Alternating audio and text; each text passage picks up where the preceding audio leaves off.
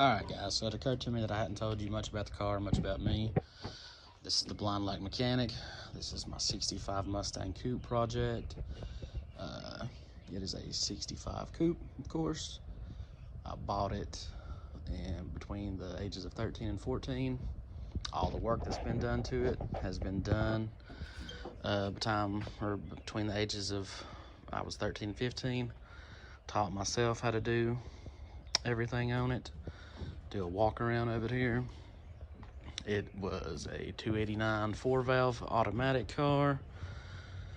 Has an 8-inch rear end, disc brake front.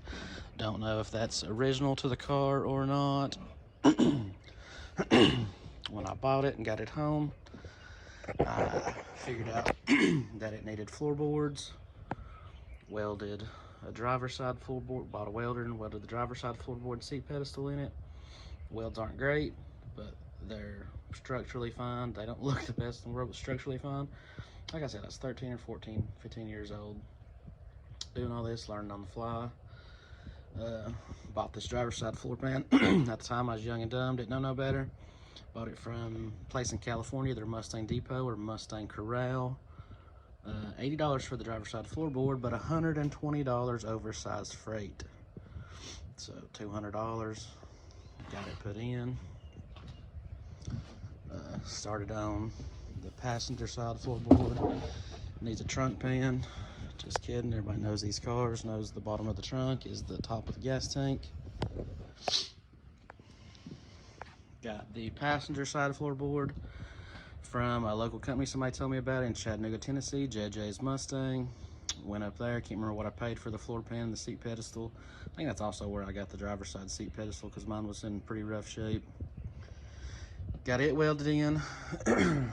Noticed that the battery tray of the inner fender, or the apron, of course, was rotted out. Battery box was rotted out. Cut it out, welded a new one of those in. Then somebody told me probably the reason the floorboards was rotted out, and y'all know where I'm going with this, Mustang no. The cowl. And of course, like an idiot, I get a gallon of water, pour it in the cowl, soaks the floorboards. So, buy a spot weld cutter and a drill. And everybody that's done this before knows if there's one, there's probably 300, I don't know, spot welds all along the top, all along the bottom, and down both sides. I knew the cowl was in pretty bad shape, but thought it was just like rot from the outside out here. And it's kind of hid behind the fender too, the fender and the fender extension. Got it cut out. Again, JJ's Mustang. Got cowl patch panels. Getting a little bit better at welding at this point. There's my welds there, looking better and better. Then at this time, my father passed away, so car kind of got sidelined. I never did put the cowl cover back on.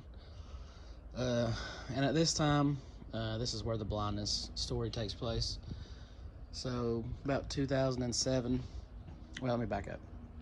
So I've been a diabetic since I was 2 years old, type 1 insulin-dependent diabetic. And after my father passed away, I just didn't take care of myself, let myself go. My diabetes just got all out of whack. Glucose levels through the roof, and it ended up causing what's known as diabetic retinopathy, which attacks the retina of the eye. And you lose circulation to the eye, so then the eye tries to grow extra blood vessels to compensate for the lack in blood flow, and those blood vessels pull on the retina. And despite having several surgeries, I still ended up losing my sight. So that's up to speed on that. Here is the cowl cover itself. It's in pretty rough shape. I haven't decided what I'm gonna do there yet. This is the passenger side, as you see. I had to trim a lot away, and that was the minimum I could trim to get rid of all the rot and the rusty places. But I do have a whole new cowl, upper and lower. The only thing I don't like about it is it's an aftermarket standard, and it's super thin. I had bought it with the intentions to cut it apart and graft the pieces onto my original cowl. Don't know if I'll do that or if I'll just use the whole new upper. Like I said, haven't got my mind made up on that yet.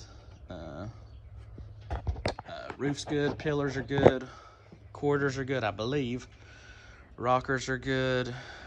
And everything else is pretty good on the car. I've got a good back glass. I've got a front glass that has one chip in it. I believe it's fixable.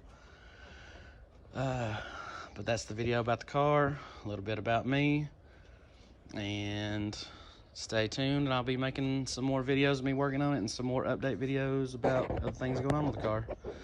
Appreciate it, guys.